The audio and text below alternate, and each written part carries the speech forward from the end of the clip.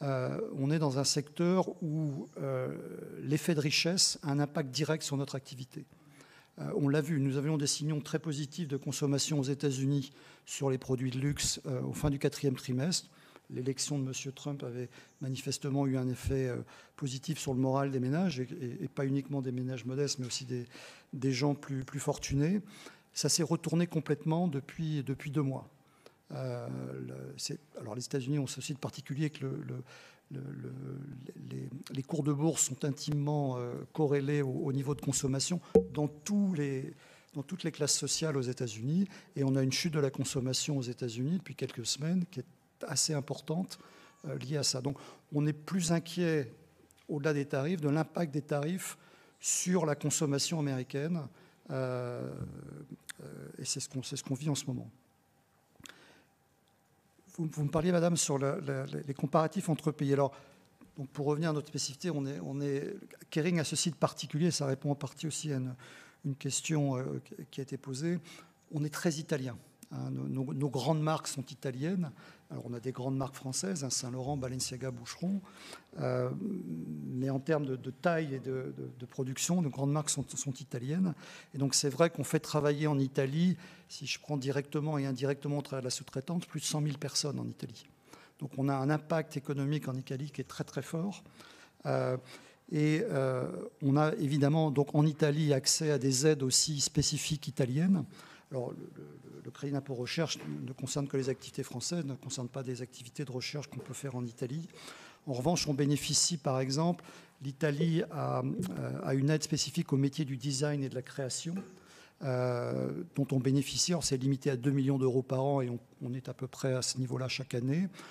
On a bénéficié d'une aide de ce qui s'appelle la Patent Box, qui était une aide au développement de la propriété intellectuelle et aux revenus issus de la propriété intellectuelle pour relocaliser les propriétés intellectuelles en Italie.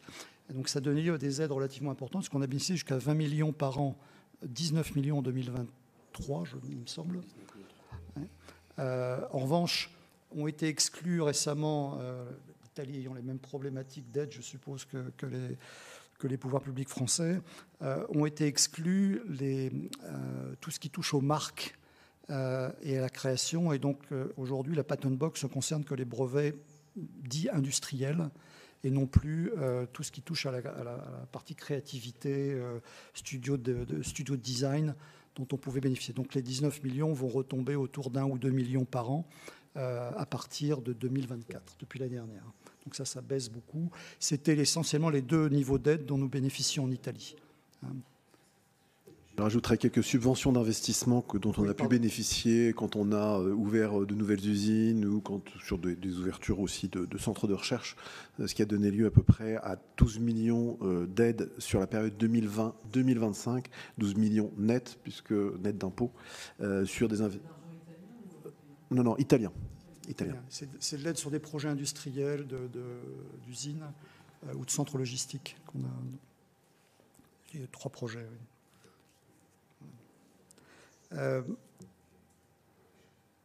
Alors, vous parlez de la délocalisation. Là, effectivement, nos métiers ne sont pas ou peu délocalisables. Donc, ça ne se pose pas dans ces termes. Ça se pose plus dans l'arbitrage quand on est dans les 2 pays, entre la France et l'Italie. Et c'est vrai que, par exemple, le CIR, faire les activités de recherche et développement près des unités de production, c'était une logique assez implacable.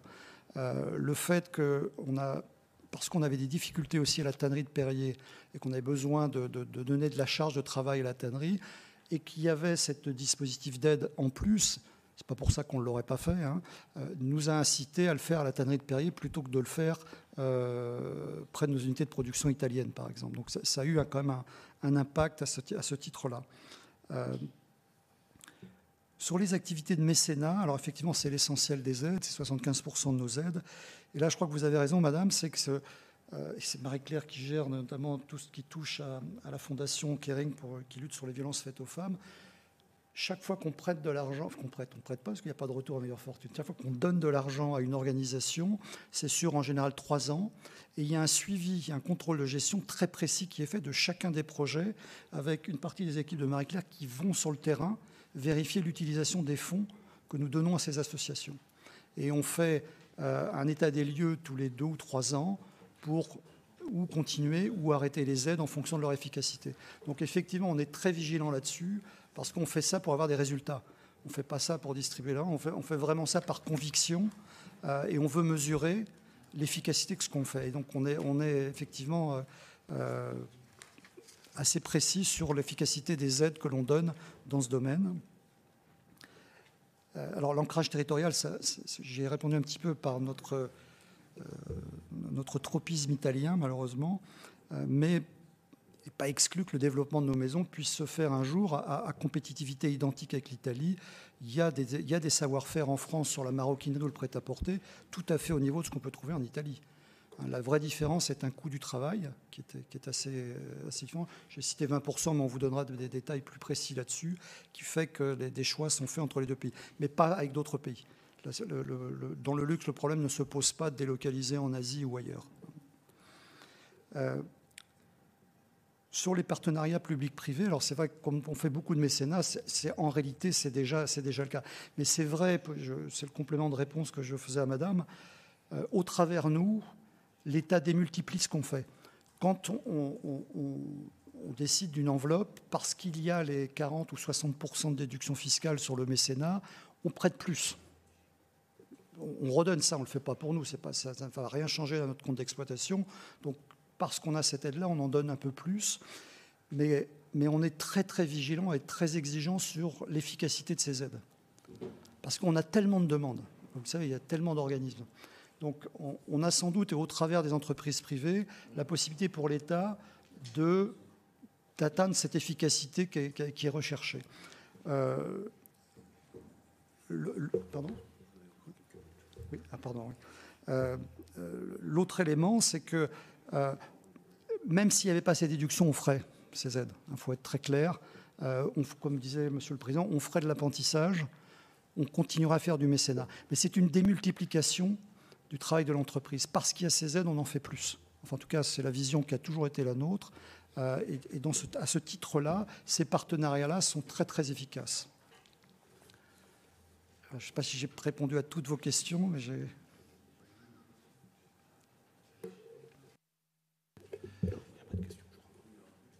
Est-ce qu'on a fait le tour des questions par les différents membres de la commission? Merci beaucoup. Merci, Monsieur le Président Directeur Général. Je crois qu'il y a... Ah non, mais je ne vais pas annuler notre tradition de la dernière petite question du rapporteur. Moi, j'aurai après une dernière question technique, mais très rapide. Bon, j'hésite, parce que j'en ai tellement. Non, mais j'en aurais beaucoup à vous poser. Mais... Je vais me concentrer sur peut-être une question d'actualité, enfin peut-être deux, allez. Est-ce que dans la guerre commerciale qui nous oppose aux États-Unis et à la Chine, est-ce que vous êtes plutôt d'accord avec le président Macron lorsqu'il parle de patriotisme économique et de fait que de grandes entreprises ne doivent pas céder aux sirènes de Donald Trump? Et la deuxième, c'est complètement quelque chose de différent, mais c'est parce que j'ai lu un article du Monde hier soir qui parlait, rien à voir avec vous, qui parlait de notre commission d'enquête et qui rappelait, je ne m'en rappelais pas, que vous avez été un des grands patrons à soutenir Mittal pour acheter Arcelor, notamment ici même Anne Méo, célèbre agence de communication, qui d'ailleurs, il paraît qu'elle prépare aussi aux auditions de cette commission d'enquête. Je ne sais pas si elle vous a préparé pour cette commission d'enquête. Vous me répondrez. C'est un de... Enfin, pas que, hein, l'Assemblée générale du groupe, Image 7 fait partie de nos fournisseurs de services. Bon. Très bon fournisseur de services. Et qui expliquait d'ailleurs à l'époque que Mittal ne fermerait jamais d'usine. Bon, Mittal, lorsqu'il a pris Arcelor, il y avait 22 hauts fourneaux en Europe. Aujourd'hui, il n'y en a plus qu'11. Il n'a pas tenu et il a trahi ses engagements à Florange, d'ailleurs aidé par le président de la République à l'époque, qui a laissé les bras ballants. Et je pense qu'il ne tiendra pas ses engagements de décarboner les 2 hauts fourneaux. Et donc l'engagement qu'il a signé avec Bruno Le Maire de l'an dernier ne tient que ceux qui croient cet engagement.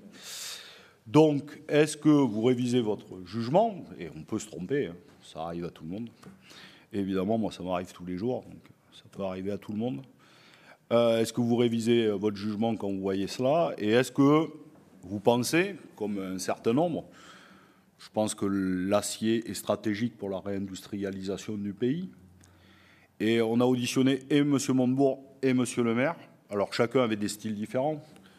M. Montebourg, lui, s'est déclaré très favorable à la nationalisation. M. Le Maire, en disant, en dernier recours, mais déjà pour lui, c'était une grande étape. Donc, je veux saluer ce...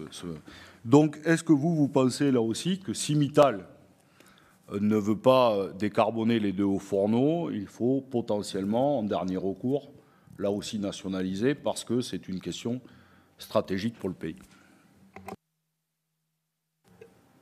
C'est pas la question la plus simple de l'après-midi. C'est pour ça qu'elle arrive en dernier. D'autant plus que j'étais pas tout à fait au début de ma carrière, mais pas loin, donc c'est pas tout à fait moi dont vous parlez. Mais j'assume, mais je vais assumer parce que. Mais vous savez, c'était plus le respect d'un entrepreneur vis-à-vis d'un autre entrepreneur qui avait donné lieu à ce soutien de M. Lakshmi Mittal par mon père, pour être très clair. Après, on est tellement loin des métiers qui sont ceux du groupe Mittal que je ne peux pas me permettre de vous donner un avis sur la décarbonation, pas la décarbonation.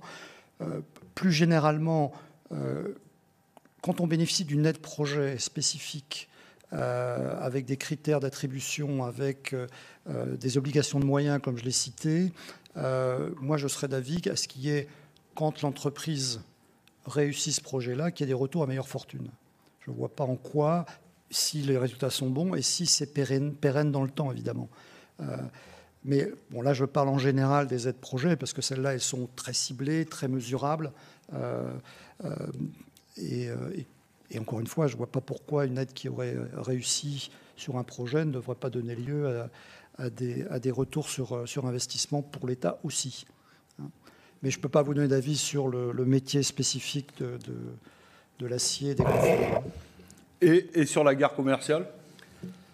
Alors, comme je l'ai dit à madame tout à l'heure, la délocalisation, pour moi, n'est pas un sujet. Donc, on peut mais c'est plus les déclarations du président Macron qui appellent dans plusieurs discours à du patriotisme économique. Oui, à ne pas investir. Encore une fois, des projets. Ce qu'on fait à l'étranger, c'est des ouvertures de magasins. Compte tenu de l'environnement économique aujourd'hui, on est plutôt en train de rationaliser nos réseaux de distribution que les étendre aujourd'hui. Donc, on n'est pas face à des problématiques d'investissement ni aux États-Unis ni en Chine. On est plutôt en train de rationaliser tout ça.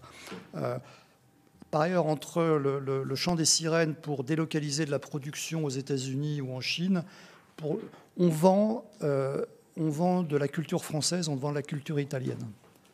Ça n'aurait pas de sens pour moi d'avoir des sacs Gucci italiens fabriqués au Texas. Ça n'a pas de sens pour mes clients, je ne peux pas expliquer ça. En revanche, de mettre en avant le niveau d'artisanat, qu'il soit français ou italien, dans mes produits Saint-Laurent ou dans mes produits Gucci, ça fait du sens.